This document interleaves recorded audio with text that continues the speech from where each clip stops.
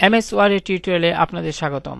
আজ আমি আপনাদের এমএস ওয়ার্ডে কিভাবে আপনি শেপ ব্যবহার করবেন সেটা দেখাবো।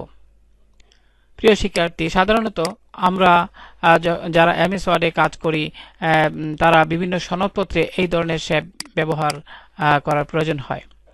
তো আমি আজ দেখাবো কিভাবে এই শেপটি আপনি ব্যবহার করবেন।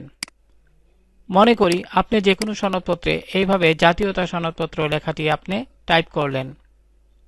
এবার এটার মধ্যে শেপ ব্যবহার করার জন্য আপনি ইনসার্ট মেনুতে যান।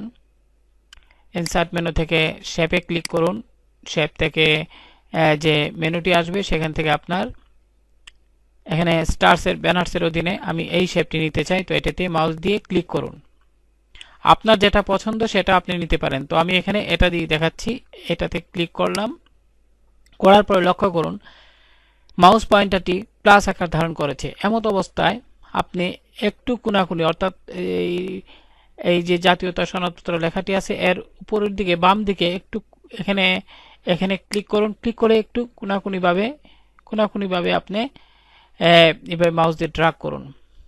এবার অতটুকু পর্যন্ত এসে আপনি মাউস পয়েন্টার ছেড়ে দিন।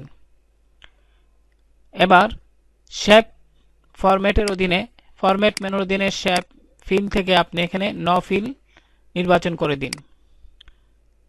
এবার শেপ আউটলাইন থেকে প্রথমে আপনার শেপটির কালার ব্ল্যাক নির্বাচন করে নিন, বা আপনি যদি অন্য কোনো কালার দিতে চান সেখান থেকে আপনার পছন্দের কালার নির্বাচন করে দিতে পারবেন। কিন্তু যেহেতু সবচেয়ে আপনার বেশিরভাগ আপনার যে কালারটি শেপের ক্ষেত্রে ব্যবহৃত হয়ে থাকে সেটি হলো ব্ল্যাক, সেক্ষেত্রে আমরা এখানে ব্ল্যাক কালারটিতে ক্লিক করলাম।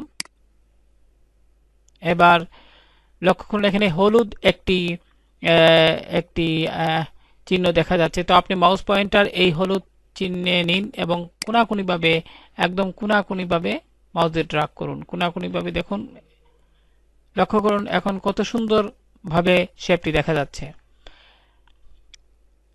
এবার শেপটিকে আপনার প্রয়োজন অনুসারে ছোট বড় করে নিতে পারবেন। এজন্য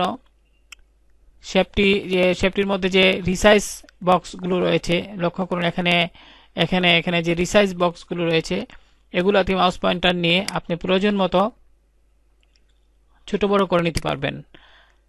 এভাবে আপনি প্রয়োজন মতো যতটুকু প্রয়োজন আপনি ছোট বড় করে নিতে পারবেন।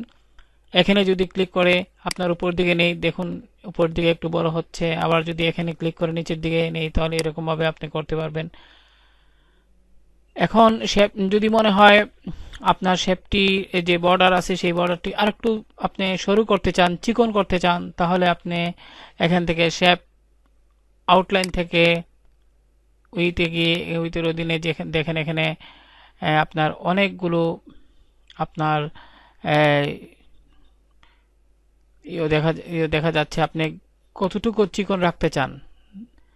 সাধারণত 1pt এটি সবচেয়ে ভালো লাগে। আপনি এটিতে আপনার যেটা পছন্দ সেটাই করতে পারেন। তো আমি এটাই রাখলাম, এটাতে ক্লিক করলেই হবে। লক্ষ্য করুন কত সুন্দরভাবে একটি অর্থাৎ জাতীয়তা সনদপত্র লেখার মধ্যে একটি শেপ তৈরি করা হয়ে গেল। আপনিও আপনার বিভিন্ন সনদপত্রে এই ধরনের শেপ ব্যবহার করতে পারবেন। আর আমি আরেকটু আপনাদের জন্য বলছি, ইনসার্ট মেনুর অধীনে শেপে এখানে অনেকগুলো আছে। দেখেন আপনি এখানে অনেকগুলো আছে যেগুলো থেকে আপনার যেটা প্রয়োজন একই নিয়মে আপনি ব্যবহার করতে পারবেন। তো প্রিয় শিক্ষার্থী, যদি টিউটোরিয়ালটি ভালো লাগে তাহলে আমরা এই ধরনের টিউটোরিয়াল করার মূল উদ্দেশ্য, আমরা অনেক সময় বড় অনেক কিছু আমরা মনে রাখতে পারি, কিন্তু ছোট ছোট কিছু বিষয় আছে যেগুলো আমরা সাধারণত অনেক সময় মনে থাকে না। আমি আসলে এই বিষয়গুলোর প্রতি জোর দিয়ে থাকি, যার জন্য আমার এই টিউটোরিয়ালটি তৈরি করা। তো আপনাদের যদি টিউটোরিয়ালটি কাজে লাগে তাহলে আমার পরিশ্রম সার্থক হবে। ধন্যবাদ। হ্যাঁ, আমার চ্যানেলটি যদি সাবস্ক্রাইব না করে থাকেন তাহলে সাবস্ক্রাইব করুন। আমার চ্যানেলের প্রতিটি ভিডিও দেখুন। ভালো থাকবেন। আল্লাহ হাফেজ।